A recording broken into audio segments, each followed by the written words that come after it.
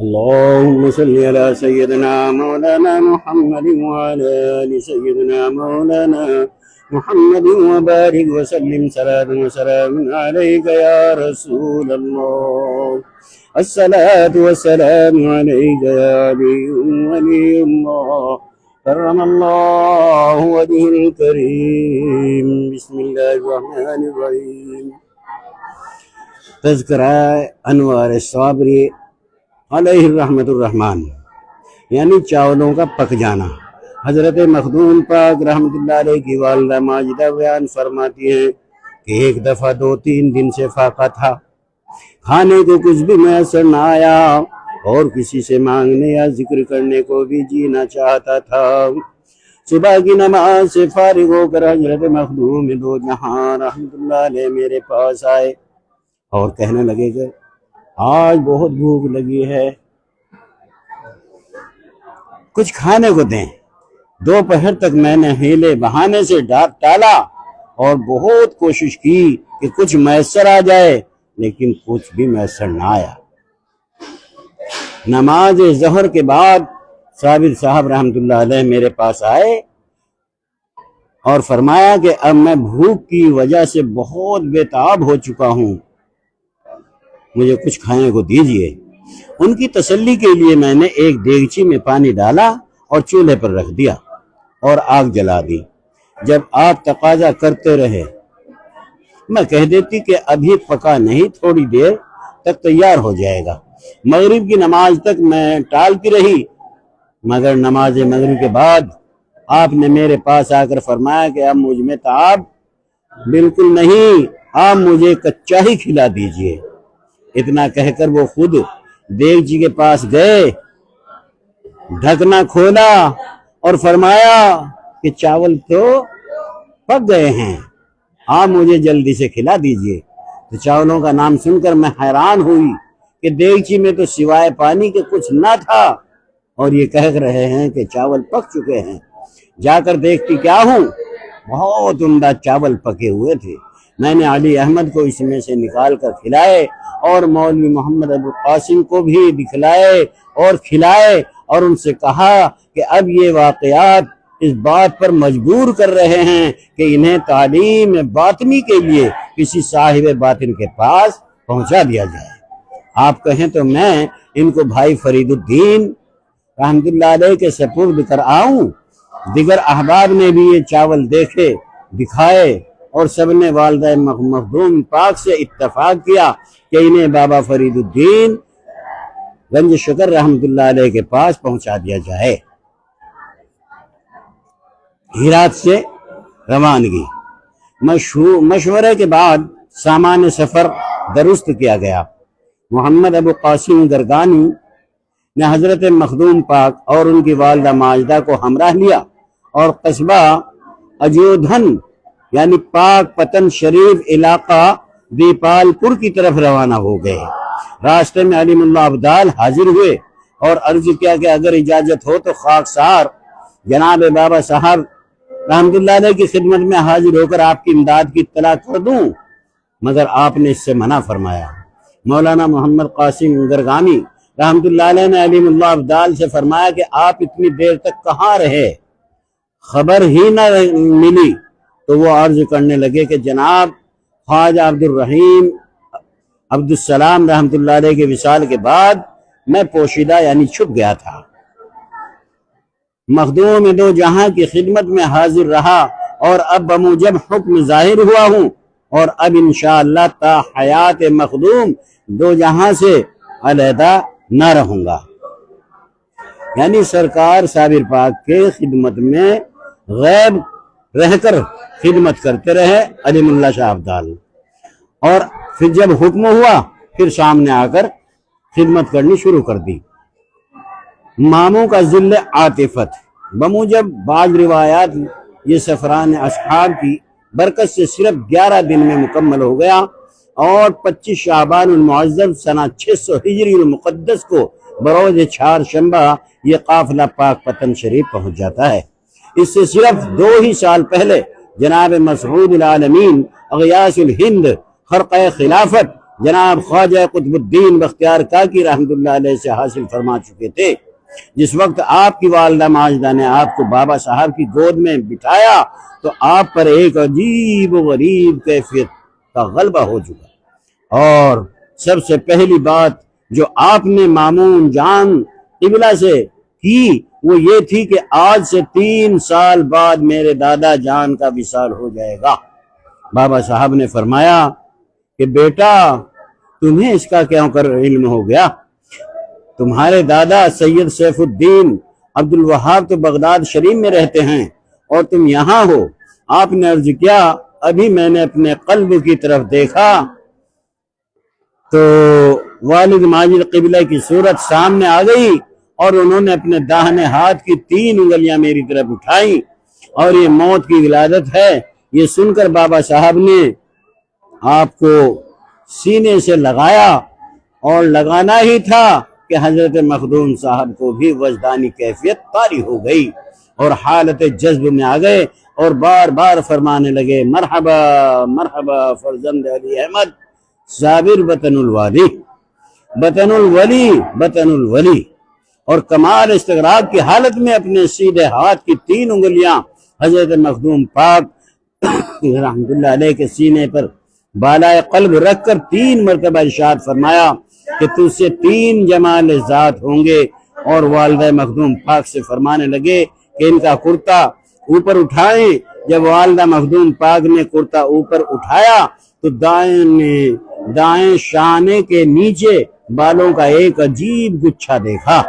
حضرت مسعود العالمین نے ہمشیرہ سے فرمایا کہ تمہیں علم ہے کہ یہ بالوں کا گچھا کیسا ہے؟ تو ہمشیرہ عرض کرنے لگی سنتی ہوں کہ یہ خوش قسمتی کی علامت ہے۔ اگر خوش قسمتی یہی ہے کہ 0 سنی میں والد فوت ہو جائے تو میرا علی احمد واقعی خوش قسمت ہے۔ یہ کہتے کہتے ان کا دل بھر آیا اور آنکھوں میں آنسو بھر آئے۔ بابا صاحب نے فرمایا رونے کی کوئی بات نہیں، خدا نے ان کی پشت پر سیاہ بالوں کی ترتیب سے لفظ ولی اللہ لکھا ہوا ہے، یہ کوئی معمولی بشارت نہیں ہے۔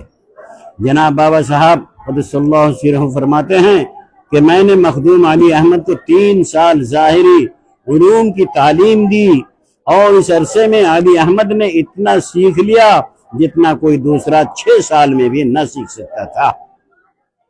اس دوران مولانا محمد ابو القاسم گرگامی اور والدہ مخدوم پاک رحمت اللہ علیہ بابا صاحب کے پاس پاک پتن شریف میں قیام پذیر رہے۔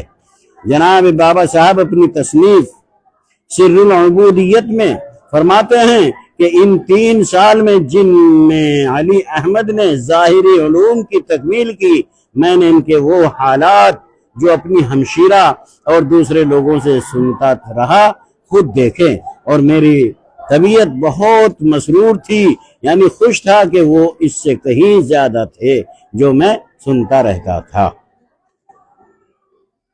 اللہم صلی علی سیدنا مولانا محمد وعلی آل سیدنا مولانا محمد مبارک وسلم صلاۃ وسلام علیک یا رسول اللہ۔ بیعت کی سفارش۔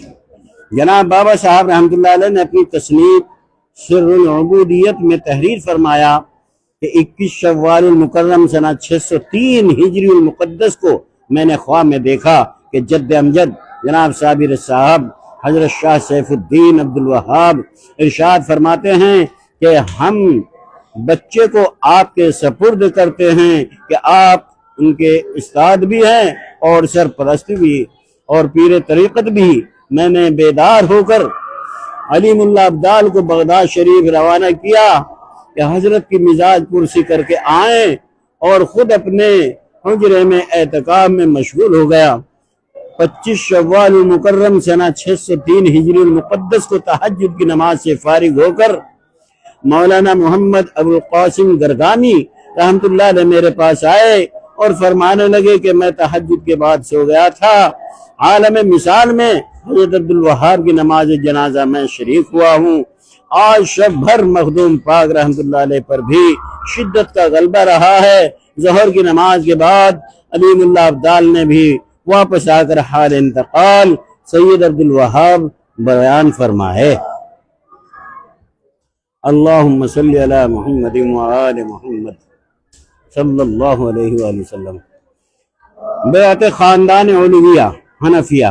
جناب بابا صاحب نے 25 شوال مکرم سنہ 603 ہجری المقدس کو بعد نماز عصر جناب مخدوم پاک رحمۃ اللہ علیہ کو بلا کر اپنی ہمشیرہ کی موجودگی میں اپنے دست حق پرست پر بیعت لی اور رموز باطنہ سے آگاہ فرما کر سینہ بیکینہ کو اسرار معرفت کے خزانے اور نقاط طریقت و حقیقت کے گنجینہ سے لبریز کر دیا، اور علویہ و حنفیہ وہ خاندانوں کی اجازت سے مشرف ممتاز فرمایا۔ اس سلسلے میں ایک مجلس بھی ترتیب دی گئی تھی جس میں اکابرین شامل تھے، وجہ الدین بن رکن الدین سیسانی سوداگر کشمکش، جو مدینے کے خر میں بابا صاحب کی نظر کے لیے لائے تھے، وہ بھی شامل تھے، جو بابا صاحب نے سب احباب کو تبرکات تقسیم فرمائے، اور حضرت مخدوم پاک نے بھی اپنے حصے کے نوش فرمائے۔ نیز آپ نے اپنی ہمشیرہ کا شکریہ بھی ادا کیا کہ ایسا بیش بہا سعادت مند فرزند آپ نے مجھے عنایت کیا ہے کہ اگر میرے بدن کا رونگٹا خداوند عالم کا شکریہ ادا کرے تب بھی ادا نہ ہو سکے۔ یہ پروردگار کی بہترین مخلوق ہیں، ان کے مراتب و فضائل پیش گوئیوں کے ذریعے مجھ تک پہنچائے جا رہے ہیں۔ اللہم صلی علی سیدنا مولانا محمد وعلی آل سیدنا مولانا محمد وسلم۔ صلاۃ و سلام علیک یا رسول اللہ، الصلاۃ والسلام علیک یا حبیب اللہ، الصلاۃ والسلام علیک یا علی ولی اللہ، کرم اللہ وجہ الکریم۔ بسم اللہ الرحمن الرحیم۔ فاذکرونی اذکرکم واشکروا لی ولا تکفرون، یا ایھا الذین آمنوا استعینوا بالصبر والصلاۃ ان اللہ مع الصابرین، ولا تقولوا لمن يقتل في سبيل الله أموات بل أحياء ولكن لا تشعرون، ولنبلونكم بشيء من الخوف والجوع ونقص من الأموال والأنفس والثمرات وبشر الصابرين الذين إذا أصابتهم مصيبة قالوا إنا لله وإنا إليه راجعون۔ الله لا إله إلا هو الحي القيوم، لا تأخذه سنة ولا نوم، له ما في السماوات وما في الأرض، من ذا الذي يشفع عنده إلا بإذنه، يعلم ما بين أيديهم وما خلفهم، ولا يحيطون بشيء من علمه إلا بما شاء، وسع كرسيه السماوات والأرض ولا يؤوده حفظهما وهو العلي العظيم۔ قل اللهم مالك الملك تؤتي الملك من تشاء وتنزع الملك ممن تشاء وتعز من تشاء وتذل من تشاء بيدك الخير إنك على كل شيء